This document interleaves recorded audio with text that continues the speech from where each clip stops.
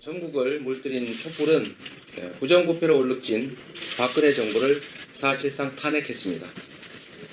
정치권의 좌고 우면도, 정치적 계산을 앞세운 타협도 지혜로운 국민들은 촛불로 모두 거부했습니다.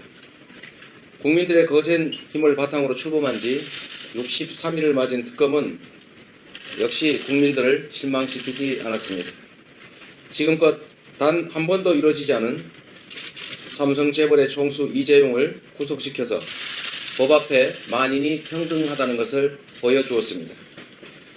법원의 구속영장 기각에도 포기하지 않고 집요한 수사 끝에 결정적인 증거들을 추가로 수집한 결과입니다. 문학의 블랙리스트 작성 혐의로 김기춘 전 실장과 조윤선 전 장관을 구속했고 우병우 전 민정수석의 구속 여부도 오늘 판가름납니다. 국민의 지지와 성원으로 특검 역사상 최대의 성과를 올리고 있습니다. 이들의 부패와 정경유착의 패단은 대한민국 역사상 가장 부끄러운 4년으로 기록되기에 충분할 정도입니다. 국민의 80%가 지속적으로 탄핵 인용에 찬성 입장을 굽히지 않는 이유입니다. 그러나 여전히 특검이 할 일이 남아 있습니다. 청와대 압수수색과 박 대통령 대면 수사는 한 걸음도 나가지 못했습니다. 304명의 시민이 죽어가는 동안 대통령은 무엇을 했든지 K미르 재단에 거액의 돈을 상납한 다른 재벌 기업의 총수들은 어떤 대가를 받았는지, 최순실 일가의 수천억대 재산은 어떻게 형성되었는지 특검이 풀어야 할 과제들은 여전히 산적합니다. 다시 한번 강조하지만 국회 탄핵 가결은 1000만 개의 촛불이 만들어낸 것입니다. 황교안 총리는 국민들의 준엄한 요구대로 특검 기간을 연장하는 걸 승인해야 합니다. 황 총리는 대통령 권한 대행일 뿐 국정의 중차대한 문제에 대해서 권한을 행사해서는 안 됩니다. 국민과 국회의 요구대로 특검 연장에 동의하는 것이 황교안 총리의 권한이 아니라 의무입니다. 만약 황 총리가 이를 거부할 경우 황 총리 스스로 박근혜 대통령과 공범임을 자인하는 것입니다. 황 총리가 특검 연장 승인을 거부하거나 국회 특검법 개정안에 거부권을 행사한다면 국회는 황 총리에 대한 탄핵에 착수해야 할 것입니다. 제1야당인 우리 더불어민주당의 역할도 중요합니다. 단순히 정권을 교체하는 것을 넘어 새로운 세상과 새로운 역사를 만들기 위해 특검 연장을 위한 민의를 모아야 합니다.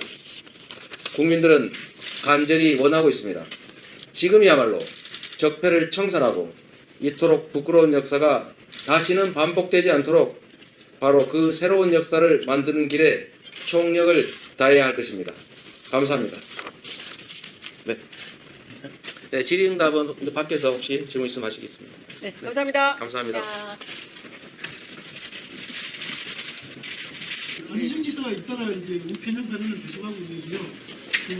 그에 대해서 뭐 우편은 안 하겠다 이런 취지로 말씀을 하신 걸로 알고 있는데 다시 한번. 네, 다른 질문도 좀 받고 같이 괜찮아요. 뭐 이것도 중요한 관심사이시니까 제가 비판을 안 하겠다는 것은 아니고 우리가 하나의 팀원이고 정권 교체를 함께 해야 될 그야말로 팀 경기를 수행 중이기 때문에 가능하면 우리 스스로 정한 한계를 넘지 말았으면 합니다. 그런데 자꾸 한계들을 살짝 넘어가는 것들이 있어서 일면 이해는 합니다. 그런 것들이 우리 민주당 경선에 역동성을 제고하고 또 민주당의 집권의 가능성을 높인다는 좀 지평을 넓힌다는 측면에서 일면 바람직하긴 하지만 그래도 넘지 말아야 될 선이 있는데 이번 선의 발언 역시도 우리 국민들의 일반적인 생각이나 특히 촛불 민심과는 거리가 매우 먼 발언으로 생각됩니다. 좀 자중해 주시면 좋겠다는 생각이 듭니다. 네. 황 총리 탄핵에 대해서 이제 처음으로 언급을 하셨는데 황 총리까지 탄핵이 되면 이제 국정이 좀 혼란해질 수 있지 않냐 이런 현실적인 우려들도 있는데요. 그에 대해서 황교안 총리는 원래 저의 생각으로는 박근혜 대통령이 탄핵될 때 같이 탄핵되거나 최소한 사임했어야 될 분이십니다. 국무총리로서 또는 법무부 장관으로서 실제 대통령을 보좌하는 게 제일 중요한 업무인데 충분히 그 보좌 업무를 수행하지 못했기 때문에 그 일이 벌어져서 함께 책임을 지는 것이 옳았다고 생각됩니다. 그런데 지금 다시 또 특검 연장에 대해서 언급을 하지 않고 만약에 특검 연장 승인을 거부한다면 이야말로 국민들의 그야말로 새로운 역사를 위한 또 과거 청산을 위한 거대한 민심을 어기는 것이기 때문에 우리 국회에서 국민을 대리해서 책임을 물어야 된다고 생각합니다. 그 책임은 역시도 탄핵일 수밖에 없고 탄핵이 된다면 국정 혼란이 생기지 않을까 하는 우려가 있다는 말씀을 제가 듣기는 합니다. 그러나 뭐 총리가 없으면 부총리가 대행할 수 있게 돼 있고 오히려 황 총리보다는 오히려 부총리들이 하는 것이 그야말로 민주공화국의 가치, 민주주의 또는 정부의 역할을 제대로 수행하는 결과를 가져올 것이다라고 생각합니다. 혼란이 아니라 오히려 더 잘 정리되지 않을까 싶습니다.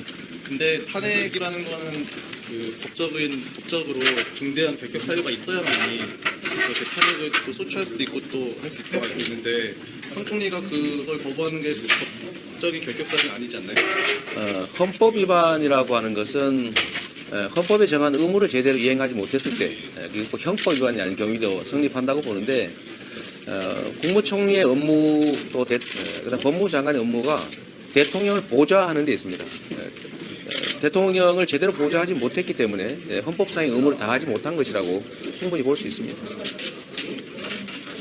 또 질문 있어요? 오늘 발표하신 거를 다음 주에 탄핵을 요구했다고 이해했나요?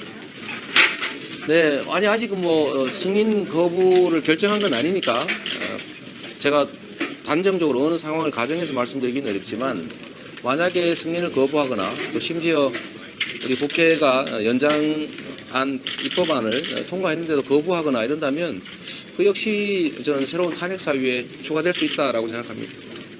그리고 아까 말씀하셨을 때 황 권한대행이 또 탄핵이 되면은 유일호 총리가 또 하면 된다는 말씀이 좀 듣기에 따라서는 또 너무 부책임한 거 아니야라고 또 생각할 수 있을 것 같거든요. 황교안 총리가 대행으로서의 역할을 충실하게 이행해서 국정 혼란을 좀 해소하거나 좀 완화한다면 뭐 이런 얘기가 안 나왔겠지요. 그러나 지금 만약에 온 국민이 바라고 있는 특검의 수사기간 연장을 직무대행 입장에서 상식선에서 보면 당연히 승인해야 될 것을 거부한다고 하면 그야말로 권한 남용에 해당될 테고 그것들로 인해서 국민들의 저항이 훨씬 더 격렬해질 것이기 때문에 그건 결국 국정 혼란을 더 확대하지 않겠습니까? 이렇게 국민의 열망, 소위 국민의 여론을 제대로 존중하지 않고 그야말로 권한을 형식적으로 행사해서 국민의 뜻에 어긋나서 혼란을 좀 확대한다면 오히려 탄핵을 해서 부총리가 대통령 권한 대행을 하는 것이 훨씬 혼란을 줄이는 데는 더 도움이 될 것이다 라고 생각합니다. 혹시 질문 또 하실 국회의장이 직권상정을 해서라도 그러니까 뭐 전시 등 비상사태 중에 직권상정을 해야 한다고 보시나요? 이런 사안들은 저는 당연히 직권상정 사안에 해당이 된다고 봅니다.